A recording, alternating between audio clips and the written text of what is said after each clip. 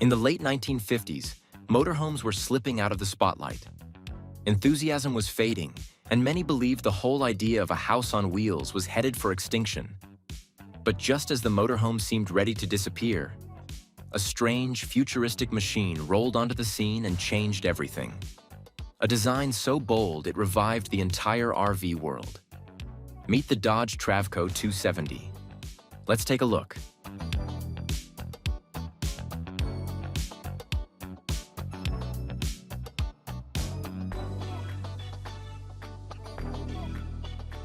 Motorhome luxury. The Travco 270's structure was revolutionary. It rode on a Dodge M-Series truck chassis, a medium-duty frame derived from Dodge's truck platforms but purpose-built for motorhomes. Early Travco chassis came with Chrysler's Polysphere 318 cubic inch V8 with around 230 horsepower backed by a rugged Torque Flight 727 3-speed automatic. Later models had an even larger 413 or 440 V8. The 440 in its early high-performance versions produced 375 horsepower in the late 1960s. Though by the mid-1970s, emissions regulations reduced output to around 225 horsepower. In any case, this rig was built as a tough truck, capable of over 6 tons of gross weight. Unlike the hand-built wooden boxes that plagued the industry with rot and structural failure, the Travco's body was made of molded fiberglass, a first for motorhomes. It was formed in 2 big clamshell halves joined at a center seam. This fiberglass monocoque construction created a rust-proof, watertight outer shell that was practically bulletproof against the rot and water damage that had destroyed consumer trust in motorhomes. In fact, Travco shells from the 1960s are often still sound today thanks to that durable fiberglass, while wooden RVs from the same era have long since fallen apart. The rounded, aerodynamic nose and flowing sides, styled by Ray Frank's 18-year-old son Ron Frank, looked like nothing else on the road.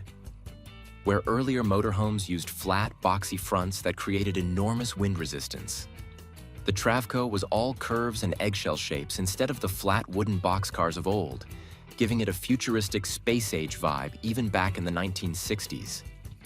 This aerodynamic design made it far more efficient to drive than the slow, lumbering motorhomes that struggled down highways. Stepping along the driver's side, you see large tinted windows and tall storage bays with locking compartments below the beltline. Toward the rear, there's a thin horizontal slot, which is the propane refrigerator's vent, and near the front wheels, a small fuel-filled door. The windshield is enormous, almost bus-like, wrapping around to the side for great visibility. The heavy front axle with semi-elliptic leaf springs on an I-beam and the massive dual rear axle are visible, reminding you this is basically a truck that transformed into a home. Chrome side view mirrors and vintage 1960s badging complete the profile. At the very back is the Travco's bedroom, marked by a square rear window and a spare tire rack on the bumper. A folding ladder on many Travcos climbs up to the roof. On the roof, you'll typically find one air conditioning unit that was standard on 270 models, though dual AC units were optional and more common on larger 290 and 320 models, plus vents and possibly a TV antenna or satellite dish. And yes, Travcos often carried their own power generator. By the mid-1970s, an Onan gasoline generator was typically mounted mid-chassis on the passenger side, behind a service hatch, to run the coach house off-grid. This meant the AC or fridge could run even when you were boondocking in the desert. The fuel tank on early Travcos was about 40 gallons standard, with some mid-models carrying 50 gallons, and an optional 75-gallon tank available on certain 1970s chassis. Fresh water is carried in a large underfloor tank, typically 50 to 70 gallons for a 27-footer, and wastewater is routed to gray and black holding tanks, around 30 to 40 gallons gray and 25 to 35 gallons black on standard 270 units. Propane bottles for the stove and refrigerator live in a side locker, and extra storage bays line the belly of the coach. Every exterior vent, filler cap, and locker is integrated into the sleek fiberglass skin, a clean contrast to the patchwork look of earlier wood-built rigs. Continuing to the passenger side, we come along the curb side of the coach. Here is the main entry door, located immediately behind the front passenger seat area. The door on a Travco is an automotive-style hinge door, and it has a sliding window in it. A fold-out step beneath the door makes it easier to climb in. Many Travcos were outfitted with a large awning on this side as well. A long canvas awning that rolls out to provide shade for your campsite. Above the entry door, you might see a round exterior light illuminating the step at night. Down low are additional storage compartments mirrored from the other side. Notably, one of these on the passenger side is often an LP gas compartment or general storage. Toward the rear, there may be another small service door for the refrigerator access if the fridge is on that side in this floor plan, although many were on the driver's side.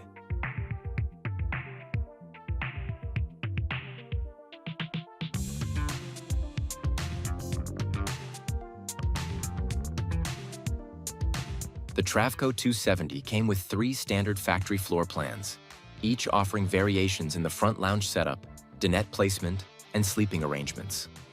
The most notable variation was the luxury Dodge Mahal layout designed for just 2 people, featuring a centered entry door. Travco also offered custom floor plans for customers who wanted modified or personalized layouts. The main differences between the 3 standard floor plans included variations in front lounge configuration, additional bunks, and alternate kitchen arrangements. In this video, we'll be covering the most common family floor plan. Climb up the fold-down metal step into the Travco's interior, and you enter a cozy lounge that screams 1970s motorhome. Directly ahead is a large front windshield with swivel captain's chairs. The driver and passenger seats can usually turn to face the coach. Behind the driver's seat is a long bench or couch running along the side wall. This lounge often had a nifty convert-to-bed function. The back of the couch could be pulled down. In some models, it drops from straps to form an upper bunk, and the bottom cushions could be rearranged into a lower bunk. In our Travco, the long bench makes up 1 bunk and a second bunk above it, a classic Dodge motorhome setup. A sturdy dining table is mounted on the floor in front of the bench, serving as a dinette with seats on both sides. Above the lounge are overhead cabinets for storage, and small reading lights under the cabinets add a homey feel. The fabrics and vinyl in here are original style. Earthy browns, oranges, and yellows, durable rather than plush. Moving toward the center of the coach, you enter the kitchen galley on the street side. Where earlier motorhomes had inconsistent, amateurish construction, the Travco followed automotive-style standards. The wiring, plumbing, insulation, and paneling all followed consistent specs, giving buyers confidence that their coach was built right. The kitchen countertop stretches about 6 feet with a built-in stainless steel double sink and plenty of laminate counter space. A classic white 4-burner propane stove with an oven below is fitted flush into the countertop. Next to it is a horizontal slide-out countertop extension, giving extra work area, the original Travco countertop design. Above and below are wood grain cabinets and drawers in vintage laminate finish for dishes and cookware. Opposite the stove and sink is a tall double-door refrigerator freezer. On early 270 models, this was a 120-volt or propane absorption fridge built into the wall. In ours, it has been updated to an electric model. When new, Travcos often had a 1950s-style refrigerator with a front door and a smaller top freezer compartment. There is also an overhead cabinet above the fridge housing a small radio or, in many later Travcos, a microwave shelf. Almost luxuriously, some Travcos even came with built-in coffee makers and toasters under the cabinets. Across from the kitchen on the curbside is more cabinetry. In some floor plans, there's a small secondary dinette or seating area, though this wasn't standard across all 270 models. Most Travcos had 1 main dinette plus a sofa, rather than 2 full dining sets. In certain layouts, a secondary dinette with 2 seats facing each other could be found here, with a table between them that drops down to make another bed if needed. Above this area is a large window and an overhead cabinet. In some Travcos, this dinette space was originally at the back of the driver's side and could fold out into another sleeping nook. It even had a chalkboard mounted on the wall for family doodles. That's a fun little vintage touch. It was common in Travcos. Continuing on, you reach the wet bath area on the curbside. The Travco's bathroom was relatively compact but complete. There's a porcelain RV toilet, Argo or marine style, and a small corner sink. The whole floor of the bathroom is sealed with a shower pan. A curtain pulls around the shower area so you can stand over the toilet or sink to bathe. This is the classic wet bath setup. The floor drains to the gray water tank. Even in these early units, the bathroom had a vanity mirror and storage shelves behind wood grain doors. On our Travco, the water heater and furnace vents are in this area too. The hot water heater runs on propane, and the heater is ducted from the front underbelly. In use, the wet bath works well. It's small but cleverly used space, so you have all essentials: toilet, sink, and shower in one spot. The smooth, one-piece curved roof above massively reduced leak points compared to the flat roofs on earlier RVs. Where wooden motorhomes were notorious for leaking after the first rain, the Travco's fiberglass shell kept water out reliably, year after year. Behind the bathroom is the private bedroom at the very rear of the coach. Stepping up a 4-inch threshold, notice the fiberglass body curves overhead. You enter a wood-paneled alcove. There's a full-width bed across the back wall. On a standard 270 floor plan, this is typically a twin or full-size bed. Many owners later replaced it with a queen. The Travco 270's interior width measures approximately 82 to 84 inches, depending on insulation and wall construction, which allows for flexible bed configurations. In our build, the original double-size bed was replaced with a proper queen mattress, but still oriented side to side. On each side of the bed are built-in nightstands or wardrobes for clothes. In our coach, 2 mirrored wardrobe cabinets. Above the bed, a large rear window provides natural light often used by hunters or campers to look out at the sunrise. The ceiling here is slightly domed, so there's several inches of headroom in the center, but less at the very edges. Storage is plentiful. Overhead lockers and side pockets keep clothes and gear in place. As the Tin Can Tourist History notes, Dodge's coaches were among the first luxury floor plans, and Travco's bedroom was considered quite comfortable for its day. Now we come up to the driving cab in the front. The steps and cockpit area of a Travco feel more like a bus or van conversion. You climb up a sturdy step to the painted fiberglass cockpit floor. The dash is broad and flat, with big round gauges including speedometer, tach, fuel, oil, and others for the Dodge truck instruments. A long steering column with classic large-diameter steering wheel is right in front of the driver's seat. The driver's seat itself is a cushioned bucket with heavy vinyl, mounted on a swivel. The passenger side has a matching chair. Sometimes it swivels, sometimes not, depending on the year. Between them is a center console, often the transmission shifter on the column. Our Cummins conversion still uses the Allison gearbox shifter up there, and there are even cup holders or a small bin.